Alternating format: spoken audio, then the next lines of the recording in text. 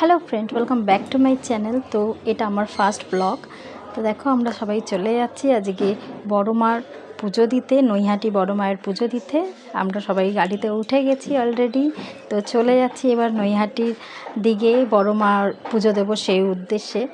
তো আজকে একটা উপলক্ষ হিসেবেই আমরা পুজো দিতে যাচ্ছি। তো সেই উপলক্ষটা কি সেটা আমি আগে ভিডিওতে তোমাদেরকে বলবো। তো ভিডিওটা পুরোটা লাস্ট পর্যন্ত দেখবে।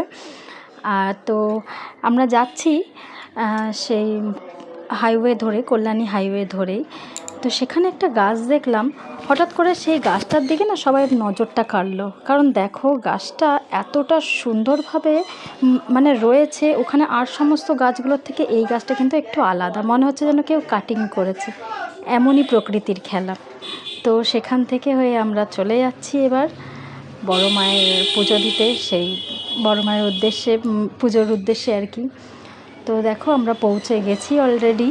তো সেখানে প্রচণ্ড ভিড়, দেখো কতটা লম্বা লাইন লেগেছে সেখানে। আর সেদিন ছিল মারাত্মক রোদ্দুর, সেরকমই গরম। তো আমরা ডালা নিয়ে নিয়েছি সবাই, এখানে আমার দিদিরা গেছিলো, তো দেখো তারাও যাচ্ছে। তো এবারে আমরা লাইনে দাঁড়িয়ে পড়েছি, সেই গরমে রোদ্দুরে দাঁড়িয়ে পড়েছে। সেখানে না অনেকগুলো দোকান ছিল যেখানে মায়ের ফটো, এরকম সমস্ত ছোট ছোট জিনিস সব বিক্রি হচ্ছিল। তো ওখানে দেখলাম একজন ডন্ডি কাটছিল। তো সত্যি বলতে কি, এখানে যাদের মানসিক পূরণ হয়ে যায়, মনোকামনা পূরণ হয়ে যায়, তারা এরকমভাবে ডন্ডি কাটে। আর সেই মেয়েটা সত্যি মানে এতটা রোদ্দুর, আমরা সেই রাস্তায় পা দিতে পারছিলাম না, এতটা রোদ্দুর। আর সেই রোদ্দুরের মধ্যে, ওই উত্তপ্ত সেই রাস্তার মধ্যে কিন্তু মেয়েটা ডন্ডি কেটে যাচ্ছে। তো আমরা ভেতরে ঢুকে গেছি। ভেতরে ঢুকে লাইনটা দেখলাম, সিস্টেমটা আমার খুব ভালো লাগলো। রেলিং দেওয়া, কোনো ঝগড়া ঝামেলার কোনো ঝামেলা নেই, কোনো ঝঞ্ঝট নেই। সবাই এক এক করে লাইন বাই লাইনই ঢুকছে। তো এইটা আমরা ভেতরে ঢুকে গেলাম। আর ভেতরে ঢুকে দেখো মায়ের মূর্তির দর্শন পেলাম, বিগ্রহের দর্শন পেলাম। কিন্তু এখানে ভিডিও করাটা অ্যালাউ নেই, তবে তোমরা দূর থেকে ভিডিও করতে পারবে, সামনে গেলে ভিডিওটা করা অ্যালাউ নেই। তাই আমি একটু জুম করে দেখালাম।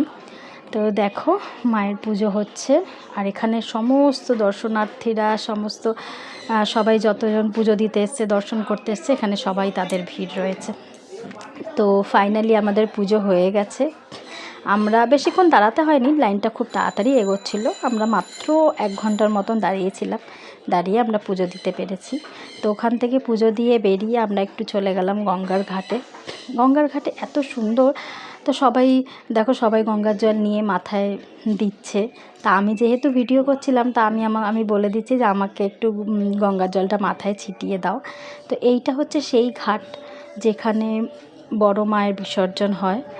সেটা যখন কালী পুজোর সময়, যখন বিশাল বড় প্রতিমা বানানো হয়, তখন কিন্তু এই ঘাট দিয়েই বিসর্জন হয়। ওর জন্য ঘাটটা কিন্তু একটু ঢালু, কোনো সিঁড়ি নেই, যাতে বিসর্জনটা খুব ইজিলি হয়। তার পাশেই দেখলাম এই একটা মন্দির ছিল, সেই মন্দিরের মাকে একটু বিগ্রহ দর্শন করে আসলাম। তো আজকে উপলক্ষটা যেটা ছিল সেটা হচ্ছে আমার মেয়ের বার্থডে, তার 3 বছর পূর্ণ হয়েছিল। তো প্রত্যেক বছর তো আমরা জন্মদিন ঘরেই করি। তো এবার ভাবলাম যে না, এবার জন্মদিনের দিনকে আমরা একটু বড় মায়ের কাছে গিয়ে ওর নাম করে পুজো দিয়ে আসবো। তো মনটা এত শান্তি লাগলো। দেখো ও তো কেক তো এত ভালোবাসে, ও হাত চেটেই যাচ্ছে কেকের। তো এবার ফিরে যাচ্ছি বাড়ির দিকে। ব্যাস, টাটা। ভিডিওটা কেমন লাগলো অবশ্যই জানিও।